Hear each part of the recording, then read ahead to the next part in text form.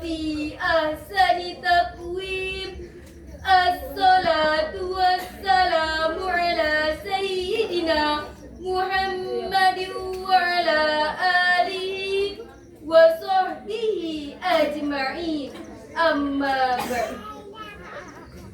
Dewan juri yang kami muliakan, hadirin yang kami banggakan, manusia adalah makhluk ciptaan Allah yang sempurna, unik dan menarik.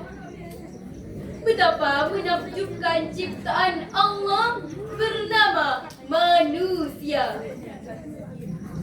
William Shakespeare, seorang budayawan dan sastrawan asal Inggris, mengatakan bahwa alangkah indah ketika ia melangkah, alangkah cermat ketika ia berpikir dan bertindak. Bak malaikat tanpa sayap, ia dapat terbang lebih tinggi dari burung. Tanpa insan, ia dapat menyelam di dasar lautan.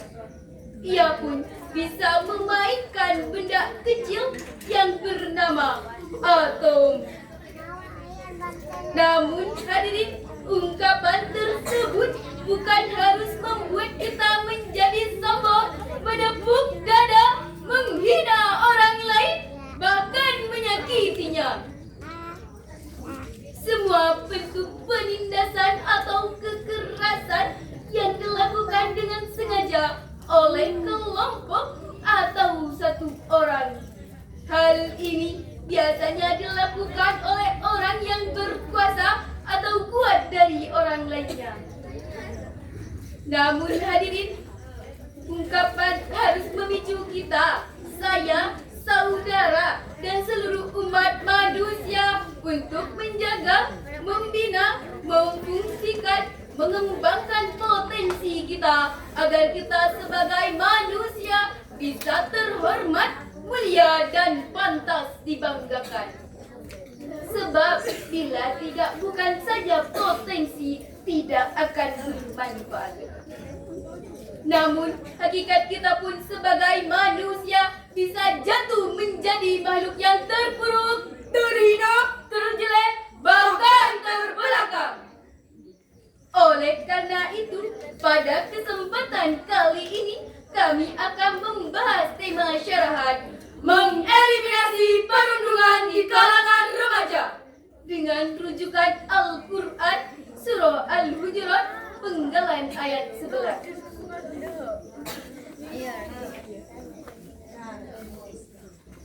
A'udzu billahi minasy syaithanir rajim. Bismillahirrahmanirrahim. Ya ayyuhalladzina amanu la yaskhar qaumun min qaumin asa min qaumin asa ayyakunu khairan minhum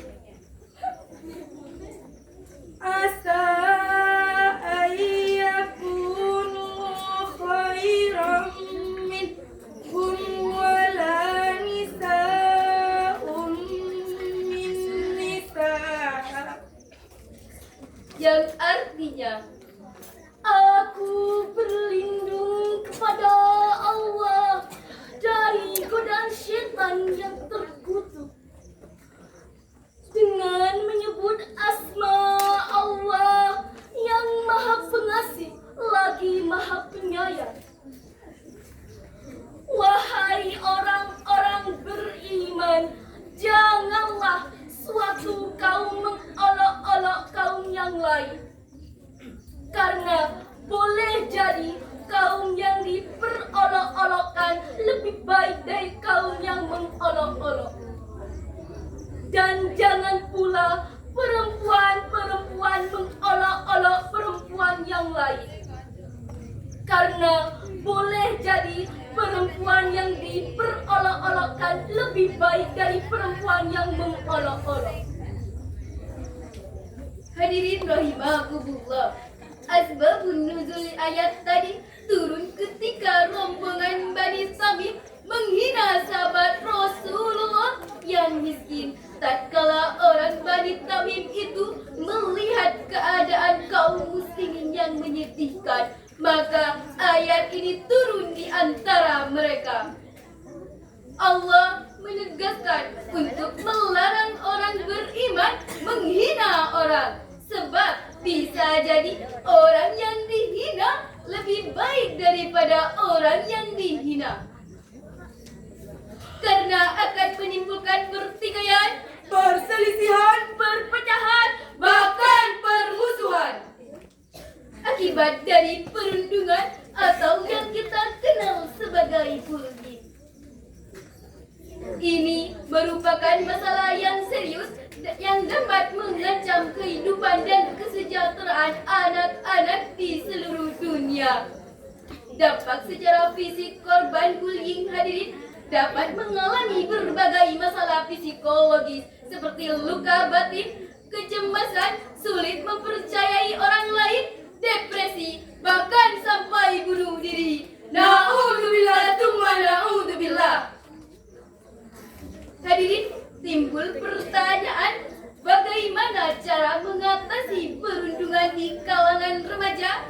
Sebagai jawabannya, kita renungkan firman Allah dalam Al-Quran surah An-Nisa ayat 9. La yakhshalladzi law taraku min khalfihim dzurriyyatan di'afan khafu alaihim falyattaqullaha wal yaqulu qawlan sadida. Shadaqallahul azim, yang artinya, dan hendaklah takut kepada Allah orang-orang yang sekiranya mereka meninggalkan keturunan mereka meninggalkan di belakang mereka keturunan yang lemah, yang mereka khawatir terhadap kesejahteraannya. Dan oleh sebab itu, hendaklah mereka bertakwa kepada Allah dan hendaklah mereka berbicara dengan tutur kata yang benar. Maha benar Allah dengan segala firman-Nya. Ayat tadi hadirin menegaskan untuk kepedulian terhadap orang-orang yang lemah atau rentan seperti anak-anak yatim dalam konteks remaja. Allah menegaskan untuk berkata baik dan benar, qaulan sadidan. Inilah hadirin relevan dengan upaya mencegah perundungan yang berupa perkataan yang menyakitkan, hinaan, atau fitnah. Hadirin, berkaitan dengan hal tersebut, Profesor Dr. Habibie, almarhum Presiden Republik Indonesia yang ketiga, mengatakan ada 5 kelemahan yang harus kita waspadai pada generasi saat ini. Pertama, lemah fisik. Kedua, lemah harta. Ketiga, lemah ilmu. Yang keempat, lemah akhlak.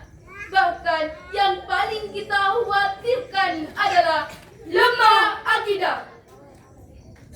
Mengapa demikian hadirin? Sebab bila kita memiliki iman dan ilmu lemah, maka akan mudah terkena dampak negatif sehingga kehilangan minat, tidak bergairah. Bahkan tidak sedikit yang terjebak pada budaya bullying. Pantas hadirin, Islam mendidik manusia untuk membentuk karakter yang memiliki iman dan ilmu pengetahuan yang kuat. Imam Ali As-Sabuni dalam Sohbatut Tafasir menegaskan, barang siapa pada diri seseorang, maka Allah akan mengangkat dengan imannya beberapa derajat dan dengan ilmunya pada derajat yang lebih tinggi. Sejalan dan sejalin dengan penafsiran tadi, Profesor Dr. Quraisy Shihab dalam tafsir Al-Misbah menegaskan bahwa kalimat iman dan ilmu disebut secara beriringan dalam ayat tersebut mengandung arti bahwa kalimat iman tidak bisa dipisahkan dari kalimat ilmu. Begitupun sebaliknya, manusia beriman tanpa ilmu, ia akan menjadi lemah dan mudah diperangi. Sebaliknya, manusia berilmu tetapi tidak beriman, ia akan menjadi jahat, buas, ganas, bahkan lebih ganas dari binatang buas. Betul hadirin? Betul.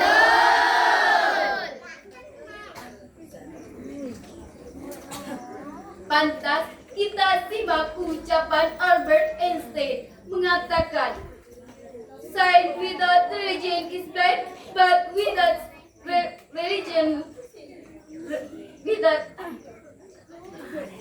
without science is blind." Ilmu tanpa agama adalah buta, tetapi agama tanpa ilmu adalah lumpuh. Demikian hadirin, dapat kami simpulkan bahwa perundungan merupakan tindakan yang sangat keji dan tercela yang dapat berakibat kepada berbagai aspek di dalam kehidupan korban.